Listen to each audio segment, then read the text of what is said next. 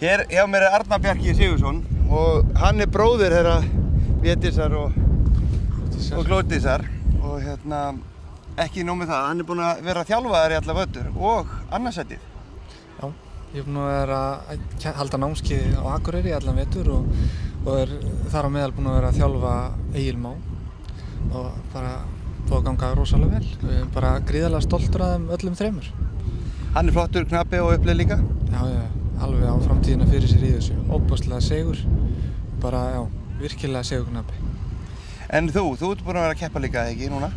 Jú, ég var hérna í B-flokknum, enda komst maður ekki í B-úrslit, eða í úrslit, en það bara stundu þannig.